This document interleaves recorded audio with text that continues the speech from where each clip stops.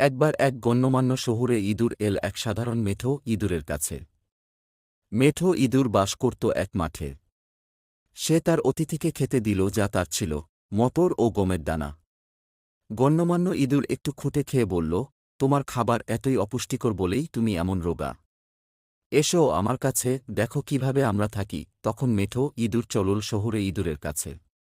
রাতের জন্য তারা মেঝের নিচে অপেক্ষা করল। লোকেরা এসে খেয়ে চলে গেল। তখন শহুরে ইঁদুর তার অতিথিকে খাবার ঘরে নিয়ে চলল এক গর্ত দিয়ে। তারা দুজনেই চড়ে বসল টেবিলের উপর। সাধারণ মেঠো ইঁদুর জীবনে কখনো এমন ভালো খাবার চোখেও দেখেনি। মেঠো ইঁদুর বলল, তুমি ঠিক বলছ, আমাদের জীবন খুবই খারাপ।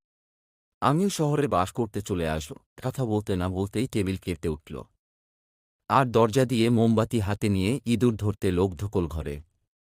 তারা কোনো ক্রমে গর্তে ঢুকে নিজেদের বাঁচাতে পেরেছিল। না, বলল মেঠো ইঁদুর, এর চেয়ে আমার মাঠে বাস ঢের ভালো। সেখানে এমন মিষ্টি খাবার নেই ঠিকই, তবে এমন ভয়ের কোনো কারণও নেই।